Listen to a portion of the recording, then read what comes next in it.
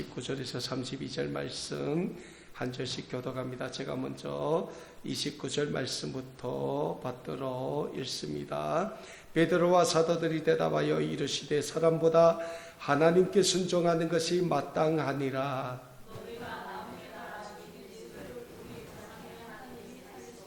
이스라엘에게 회개함과 제사함을 주시려고 그를 오른손으로 높이사 임금과 구주로 삼으셨느니라. 이 일의 증인이여 하나님이 자기에게 순종하는 사람들에게 주신 그러하니라 하더라. 아멘. 오늘도 우리 아름다운 꿈의 교회에서 함께 성삼위 하나님께 예배드리는 모든 믿음의 가족 여러분들께 우리 주님이 주실 말씀의 은혜가 풍성히 임하는 복된 이 시간이 될 수 있기를 간절히 소원합니다.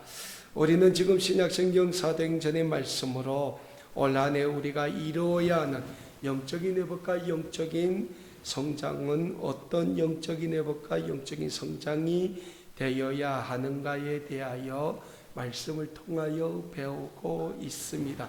그 15번째 시간으로 우리는 오늘 본문 말씀인 신약성경 사도행전 5장 29절에서 32절의 말씀으로 사람에게 순종하지 말고 하나님께 순종하자라는 제목으로 말씀을 통하여 함께 배우는 시간을 가지기를 원합니다.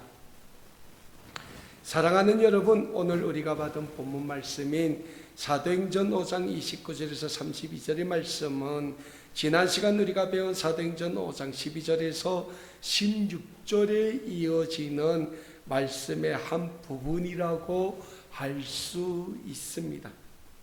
우리가 지난 시간 배운 사도행전 5장 12절에서 16절의 말씀은 초대 예루살렘 교회 공동체의 영적인 지도자들인 사도들로 인하여 많은 영적인 표적과 영적인 기사들이 예루살렘 성 안에 일어나고 그로 인하여 예수 그리스도의 복음이 왕성하게 증거됨으로 인하여 많은 사람들이 그리스도에게로 돌아오는 구원의 결과로 이어지게 되는 영적인 사건에 대해서 배웠습니다.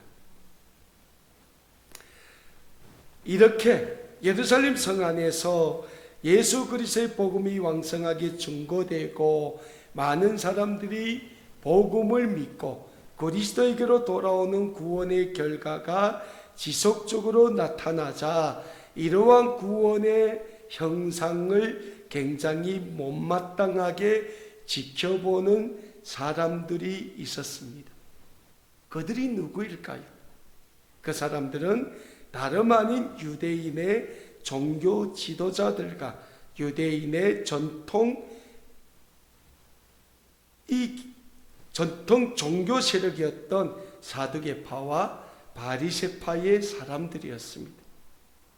그럼 사랑하는 여러분, 유대인의 종교 지도자들과 사두개파 바리새파 사람들은 왜 예수 그리스도를 믿는 사람들을 그렇게도 증오하고 그들을 못마땅하게 여겼을까요? 이유는 간단합니다. 유대의 종교 지도자들은 예수님이 이 세상에 오시어 하나님의 구원의 복음을 전파하시고 병든 사람을 고치시고 귀신 들린 사람에게서 귀신을 쫓아내시고 심지어 죽은 나사로를 살리시는 등 유대의 종교 지도자들이나 바리새인들과 사두개인들은 하지 못하는 영적인 권능을 일으키자 예수님을 핍박하기 시작합니다. 그리고 마지막에는 그들은 예수님을 십자가에 못 박혀 죽였습니다. 그러니까 본인들이 예수님을 얼마나 핍박을 했습니까? 그리고 그 예수님을 십자가에 못 박아 죽였습니다. 그런데 그렇게 자기 자신들이 십자가에 못 박아 죽인 예수님을 하나님이 다시 살리십니다. 그리고 다시 부활하신 예수님이 많은 제자들과 많은 사람들 앞에 나타나시고 그들에게 성령을 기다리라고 말씀하시고 하나님 나라로 올라가십니다. 그리고 그런 예수님의 약속의 말씀을 믿고 마가의 다락방에 모여 성령이 임하기를 위하여 기도했던 120여 명의 성도들에게 오순절날 성령의 강력한 임재가 임하기 시작합니다. 이렇게 성령의 강력한 임재가 임하자 이 120명의 성도들이 운둔자에서 공격적으로 예루살렘 성으로 뛰쳐나가 예수 그리스도의 복음을 전하기 시작합니다. 그러므로 인하여 이 예루살렘 성에는 많은 영적인 권능과 영적인 표적과 기사들이 나타나기 시작합니다.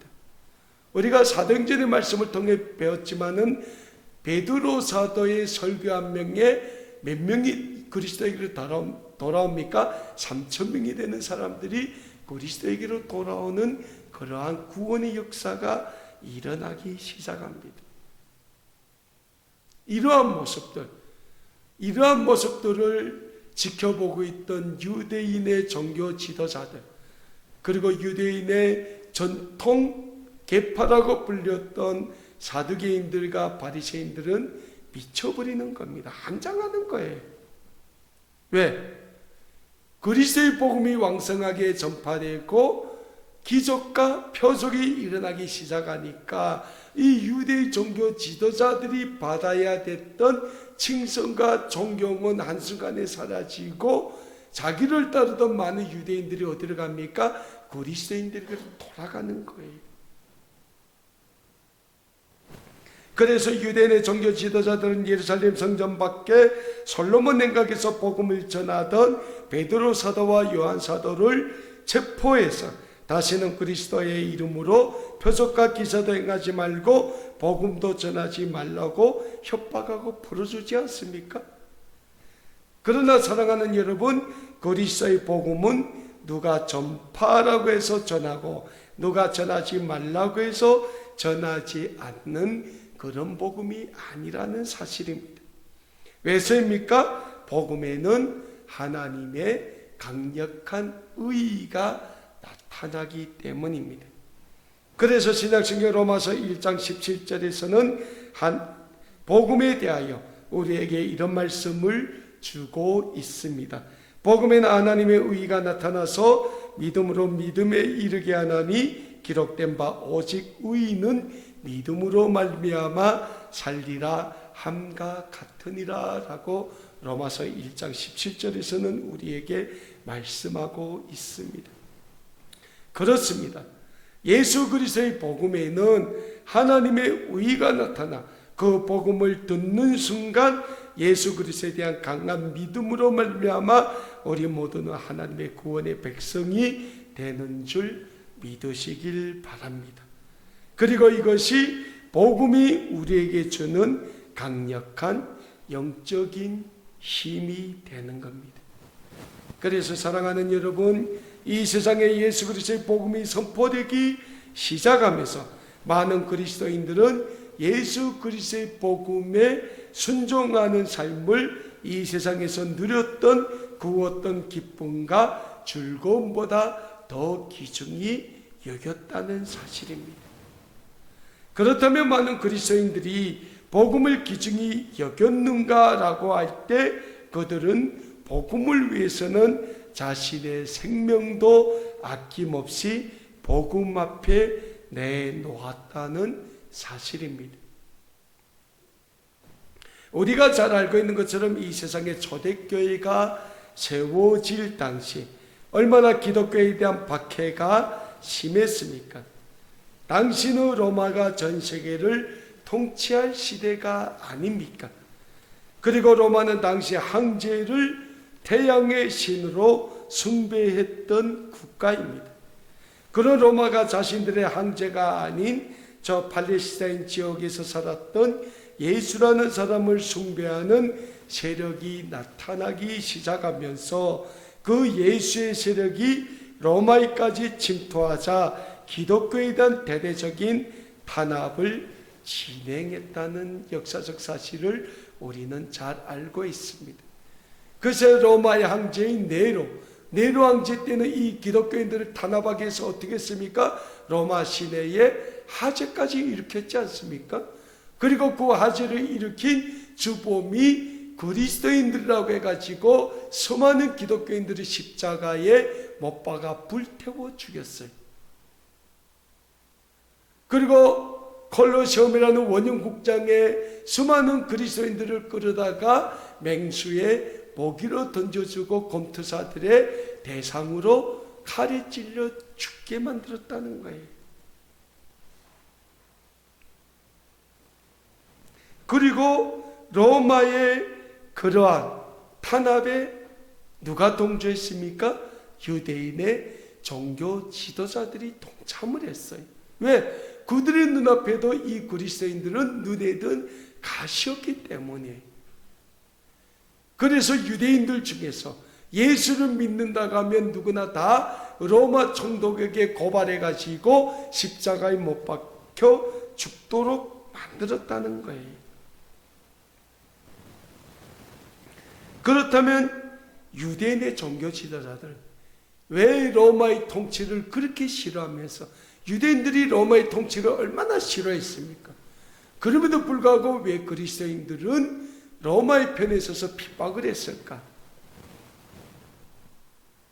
유대의 종교 지도자들은 유대인들이 자기 자신들만 존경하고 자기 자신들이 가르치는 구약의 율법만 믿어야 함에도 불구하고 예수 그리스도의 복음을 믿으면 완전히 딴 사람이 되어가는 것이 너무나도 싫었다는 겁니다.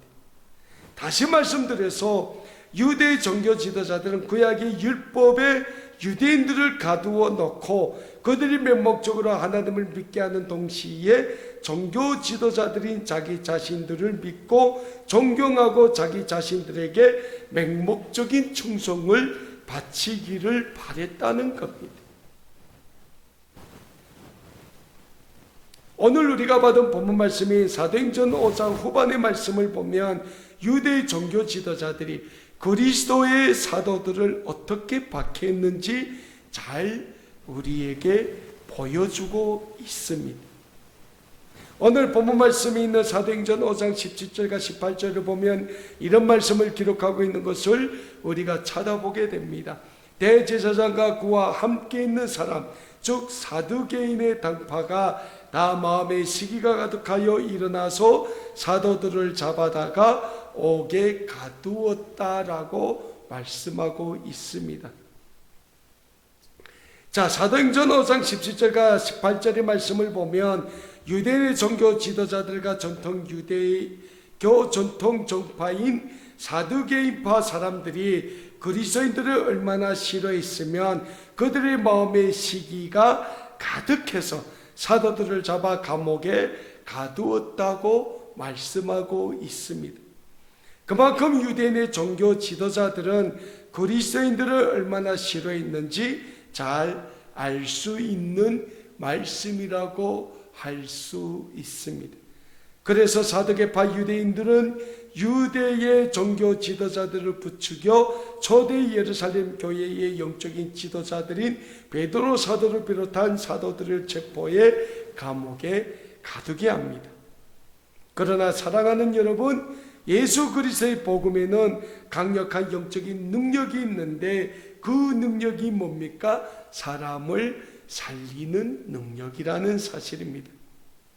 초대 예루살렘 교회 사도들이 체포되어 감옥에 투옥되었습니다. 그런데 오늘 본문 말씀 5장 19절의 말씀을 보면 주의 사자, 즉 하나님의 천사들이 밤에 이 사도들이 투옥된 감옥의 문을 다 열고 사도들을 감옥에서 꺼내 주었다라고 말씀하고 있습니다. 사도행전에 보면 주의 천사들이 나타나 감옥에 투옥된 주의 일꾼들을 풀어주는 사건이 두 사건이 나옵니다. 하나는 오늘 초대 예루살렘 교회 사도들이 감옥에 체포됐을 때 주의 사자들이 나타나 감옥 문을 다 열고 그들을 감옥에서 꺼내주었 사건이 있습니다.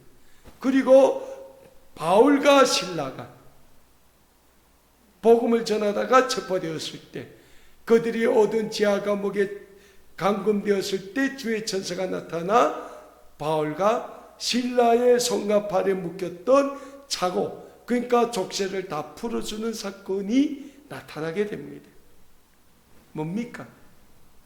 주의 복음은 사람을 살리는 능력이 있기 때문에 주의 복음을 전하는 자가 박해를 받을 때 하나님은 그들을 그 어떤 위험에서라도 구원해 주신다는 영적인 진리입니다.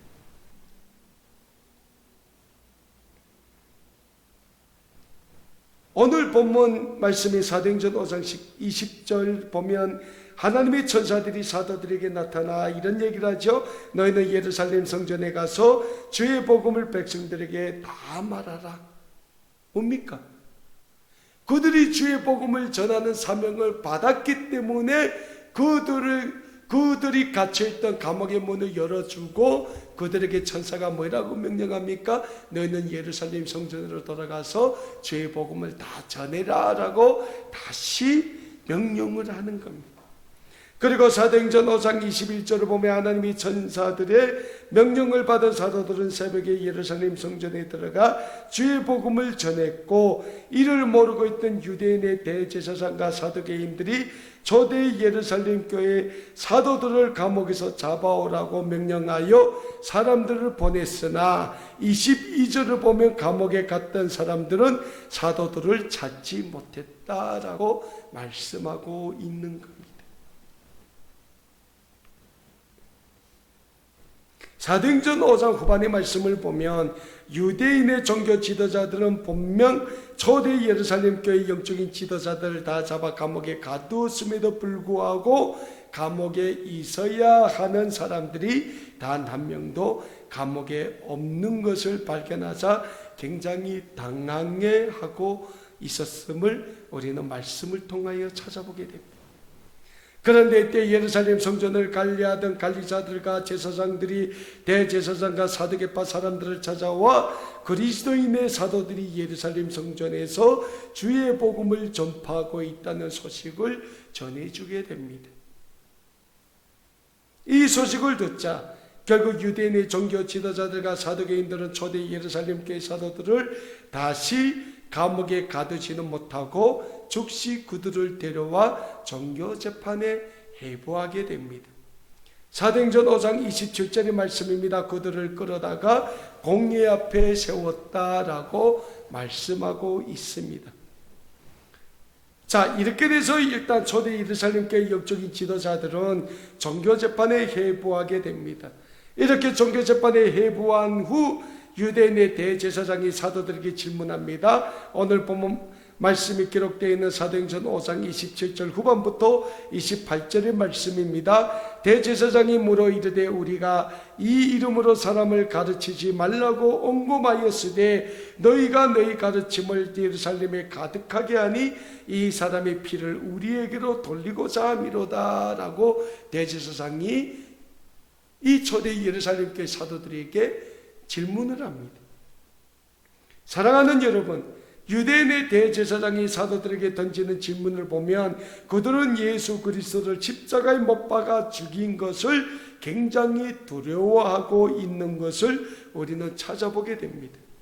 그래서 사도행전 5장 28절 후반을 보면 대제사장이 사도들에게 뭐라고 이야기합니까? 이 사람의 피를 우리에게로 돌리고자 함이냐. 그러니까 자신들이 예수 그리스도의 십자가에 못 박혀 죽이지 않습니까? 그 십자가에서 예수님이 흘린 피를 이 사도들이 그리스도의 복음을 전함으로 인하여 그 피의 결과를 유대인의 종교 지도자들 예수님이 십자가에 못 박은 자기 자신들에게 돌리고자 함이냐라고 반문을 하고 있는 거예요. 그런데 사랑하는 여러분, 유대인의 대제사장의 질문에 베드로 사도와 다른 사도들은 어떤 대답을 합니까? 오늘 본문 말씀이 사도행전 5장 29절에서 32절의 말씀입니다. 제가 다시 한번 오늘 본문 말씀이 사도행전 5장 29절에서 32절의 말씀을 읽어드립니다. 베드로와 사도들이 대답하여 이르되 사람보다 하나님께 순종하는 것이 마땅하니라. 너희가 나무에 달아 죽인 예수를 우리 조상의 하나님이 살리시고 이스라엘에게 회개함과 죄사함을 주시려고 그를 오른손으로 높이사 임금과 구주로 삼으셨느니라. 우리는 이 일의 증인이요 하나님이 자기에게 순종하는 사람들에게 주신 성령도 그러하니라 하더라 라고 오늘 본문 말씀 29절에서 32절의 말씀에서는 우리에게 분명히 말씀하고 있습니다. 사랑하는 여러분, 베드로 사도는 오늘 본문 말씀 29절에서 유대인의 대제사장에게 너희에게 순종하는 것이 옳으냐 하나님에게 순종하는 것이 옳으냐라고 따져 묻고 있습니다. 그러면서 베드로 사도는 유대인의 대제사장과 제사장들을 비롯한 종교 지도자들과 사두개인들 앞에서 이렇게 외치고 있습니다.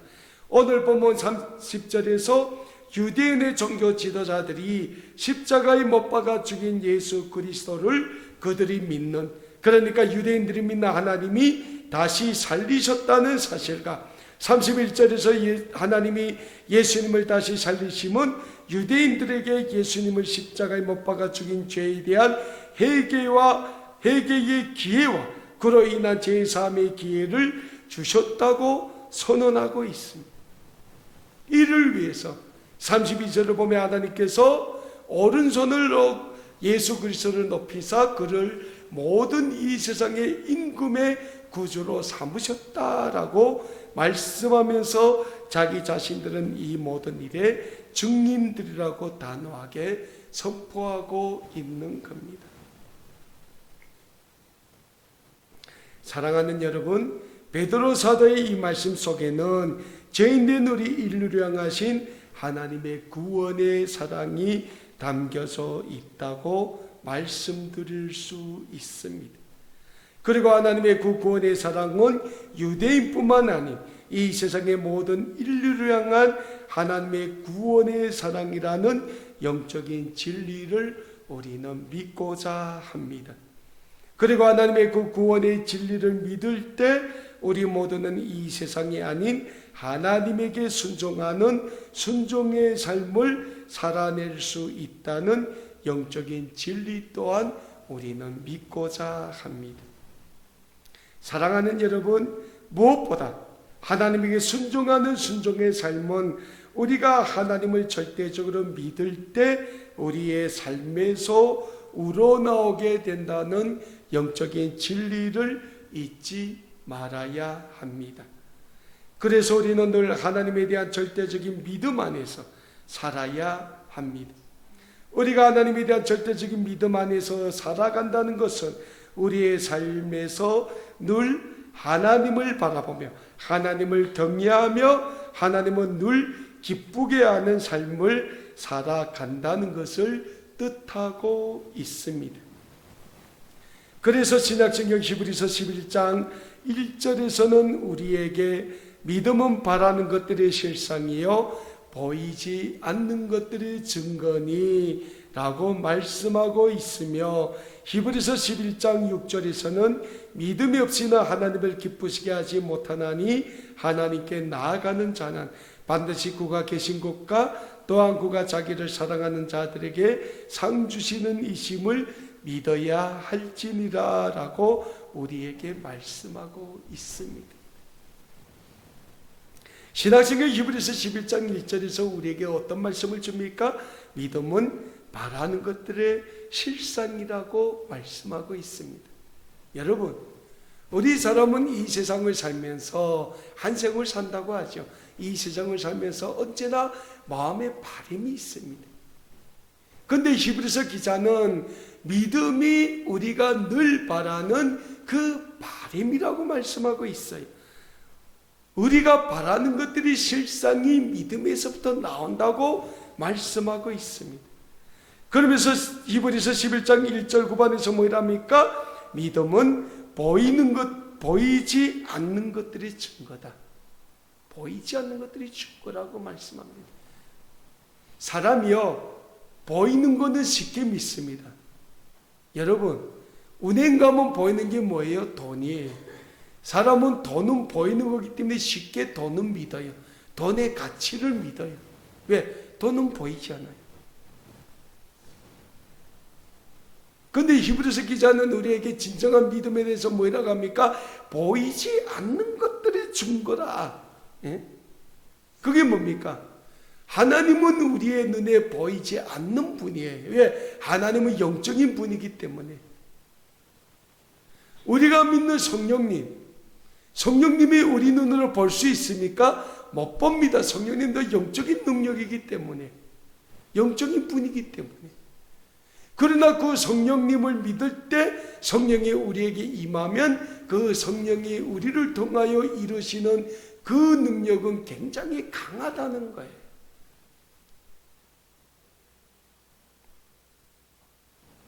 그래서 히브리서 11장 1절 기자는 우리에게 뭐랍니까? 믿음은 바라는 것들이 실상이요 보이지 않는 것들이 증거다. 우리가 우리의 삶에 있어서 늘 바라는 그 모든 것들을 다 하나님 앞에 내어놓고 우리가 하나님에 대한 절대적인 믿음으로 말미암아 우리의 모든 것을 다 하나님께 나아갈 때 하나님은 우리에게 구원의 은혜를 주시며 우리의 삶을 통하여 하나님의 구원의 역사를 오늘도 이루어 가시게 된다는 영적인 진리를 우리는 믿어야 합니다. 그리고 히브리서 11장 6절에서는 우리에게 뭐라 말씀합니까? 믿음이 없이는 하나님을 기쁘시게 할 수 없다고 말씀하고 있지 않습니까?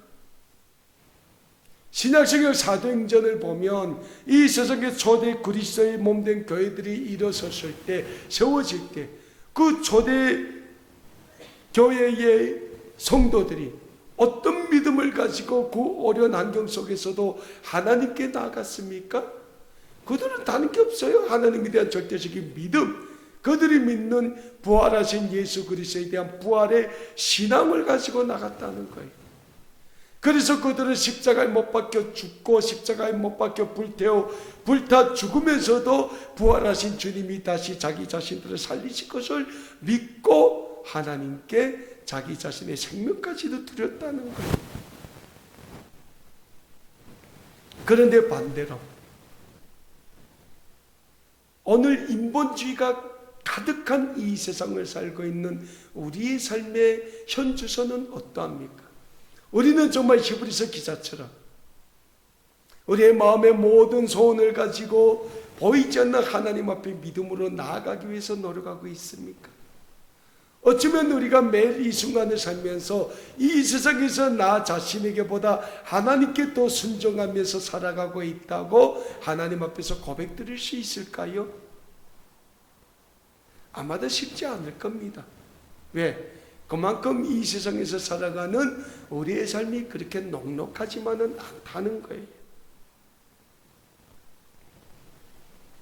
그럼에도 불구하고 하나님은 오늘도 우리에게 말씀합니다.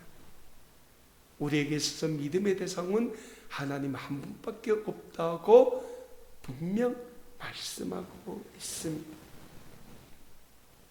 그래서 사랑하는 여러분, 우리 모두 이 세상을 살아가면서 이 세상에 순종하는 인본주의적인 삶을 살아서는 안 되는 겁니다. 우리는 이 세상을 살아가면서 그럼에도 불구하고 분명한 영적인 진리는 우리의 영원한 믿음의 대상이시여 우리에게 날마다 구원의 상을 주시기에 기뻐하시는 하나님께 순종하는 참된 순종의 삶을 살기에 힘써야 한다는 영적인 진리를 잊지 마시길 바랍니다.